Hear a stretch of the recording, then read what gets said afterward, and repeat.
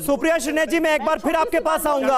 आपने जो दावा किया आम आदमी पार्टी को लेकर, उसे सिरे से खारिज कर रहे हैं। छोटी सी बात जी बोलिए।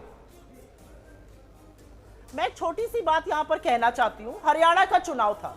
हरियाणा के चुनाव में मैं आपको पहली बार बता देती हूं, ऑफिशियली हमने इनको 5 सीटें ऑफर करी थी। इन्होंने नहीं माना, ये सारी सीटों पर लड़े। हरियाणा में हमारे और बीजेपी के बीच में वोट शेयर का अंतर 0.4% था। उनका 39.9 था, हमारा 39.5 था। यहां पर तो 6-6.5% का आपके बीजेपी के साथ अंतर है। इसमें आप हमारे ऊपर ठीकरा क्यों फोड़ रहे हैं? आप क्यों कह रहे हैं ऐसी इस तरह की बातें? असलियत यह है कि चुनावी महत्वाकांक्षा होनी अच्छी है, लेकिन मेरा अपना मानना है आपका जो जिस तरह का नतीजा आ रहा है उसमें लोगों ने वोट दिया है, उसको स्वीकारिए। आप हमें किसी को कुछ कह रहे हैं, नहीं सुप्रिया जी, किसी की बी टीम कह रहे हैं, ये गलत सुप्रिया है। जी आप घरे में थे, एक यहाँ पर के शर्मा जी उनका जो कहना है, उनका कहना यह है कि आप भारत हासिल बीजेपी की मदद कर रहे हैं आपको एक कांग्रेस। फिगर दिया है। सुप्रिया जी वो कह रहे हैं, पुष्पेन जी ये कह रहे हैं आम आदमी पार्टी से कि आप बीजेपी की मदद कर रहे हैं। आप सिर्फ अरविंद केजरीवाल पर आरोप लगाने के लिए चुनाव लड़ते हैं, आपका चुनाव लड़ने का कोई इंटेंट ही नहीं है। अब ये यहां पर देखिए, हमारा जो व्यूअर है वो क्या देख रहा है? व्यूअर ये देख रहा है कि सुप्रिया जी ने संदीप दीक्षित, एक मिनट, सुप्रिया जी ने बीजेपी को कांग्रेस की बी टीम वो साड़ी बांट रहे थे, सुप्रिया जी ने आम आदमी पार्टी को कांग्रेस की बीजेपी की बी टीम का, बीजेपी ने आम आदमी पार्टी को कांग्रेस की बी टीम कहा, और आम आदमी पार्टी कह रही है कि कांग्रेस जो है वो बीजेपी की मदद कर रही है। सुप्रिया जी योर टेक।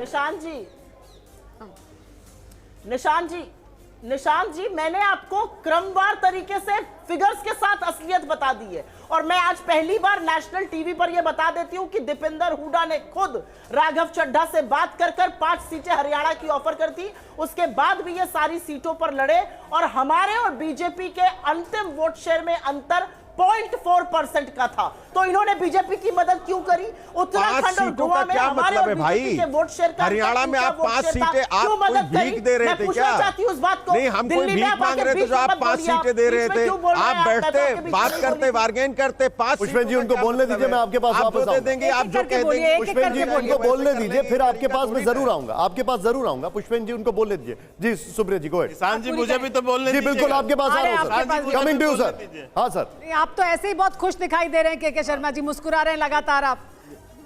नहीं, मैं इसलिए हंस रहा हूं कि इंडिया गठबंधन के 2 दल आपस पहले सुप्रिया जी को बात पूरी करने दें, फिर आप अपनी बात कैसे करिए। बाल नोच रहे हैं, कैसे जूतम पजार हो रही है आपके चैनल में दिख रहा है। आप इसी से इंडिया गठबंधन के 2 दलों के आपस में कैसे हाथापाई कर रहे हैं, ये साफ दिख रहा है। बात पूरी करने दीजिए सुप्रिया जी। यही इंडिया गठबंधन था, ये अवसरवादी गठबंधन था। ये गठबंधन जो है केवल एक अवसर के एक मकसद के लिए था, इसके बाद इनमें कोई वैचारिक समझौता नहीं है। ये केवल किसी तरह सत्ता पाना चाहते थे, लूट भ्रष्टाचार करना चाहते थे। ठीक है, आपने काफी बातें कर दी सुप्रिया जी को, वहां से भी किनारे लगाया है। गो सुप्रिया मैम। मैं सिंपल बात ये बोल रही हूं कि जब आप चुनाव लड़े हरियाणा, गोवा, उत्तराखंड, गुजरात में, और आपने हमारे वोट शेयर को खाया और बीजेपी को जताया, तब भी इस बात को याद रखते।